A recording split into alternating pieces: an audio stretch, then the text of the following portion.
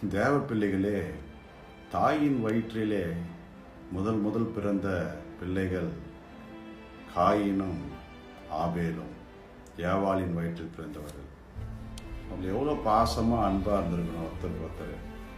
ஆபேல் பார்த்தீங்கன்னா கடவுளுக்கு உண்மையாய் விசுவாசமாய் வாழ்ந்து தன்னுடைய காணிக்கைகளை செலுத்தி, நீங்கள் எபிரேயர் 4ஆம் அதிகாரம் 11ஆம் வசனத்தை வாசித்து பார்த்தீங்கன்னா, காணிக்கைகளை விசுவாசத்தோடு செலுத்தி நீதிமான் என்று சாட்சி பெற்றான். அவனுடைய காணிக்கைகளை குறித்து தேவனே சாட்சி கொடுத்தார். மரித்தும் இன்னும் பேசப்படுகிறார். ஆனால் இது ஆபேலினுடைய விசுவாச வாழ்க்கை. ஆனால் அந்த காயின் பாருங்க, கடவுளுக்கு கீழ்ப்படியில, விசுவாசிக்கல, பாவம் நிறைந்த வாழ்க்கை, ஆசீர்வாதத்தை எழுந்து போயிட்டு ஆபேலின் மேல், தன் சகோதரின் மேல் பொறாமப்பட்டு கொலை செஞ்சு போடுறார். கொலை செஞ்சு கடவுள்கிட்ட போய் கொலை செஞ்ச கையோட கடவுளை எதிர்த்து பேசுற அளவுக்கு துணிகரமாக பாவம் செய்கிறார். கடவுளுக்கு கீழ்ப்படியாத ஒரு மனுஷன் யாருன்னா காயின் தான். காயின்னா கொலைக்காரன், கொலை செய்தவன், தன் சகோதரனை கொலை செய்தவன் அப்படின்னு நம்ம எல்லாரும் சொல்கிறோம். அப்போ நம்ம யாரு? நம்மளாம் நீதிமானா? பாவம் செய்யாதவர்களா? நாம் சகோதரர்களையும் சகோதரிகளையும் நேசிக்கிறோமா? உறவுகளை நேசிக்கிறோமா?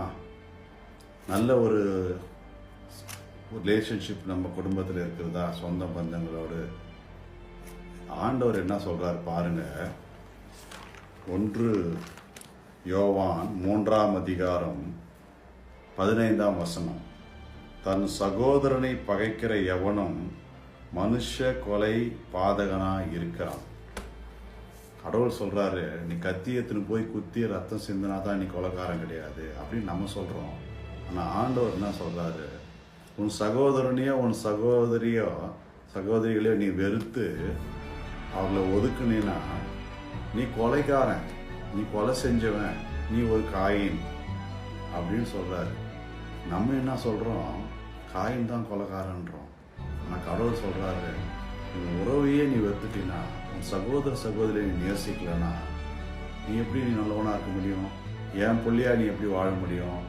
நீ காயின் தானே, நீ ஒரு கொலைக்காரன் தானே, நீ உன் சகோதரி நீ வெறுக்கிறியே, அவளை ஒதுக்கி தள்ளுறியே, கடவுளுக்கு விரோதமாக நீ பாவம் செய்கிறிய அப்படின்னு கடவுள் நம்மளை பார்த்து கேட்கும்போது நம்ம என்ன சொல்லுறோம்?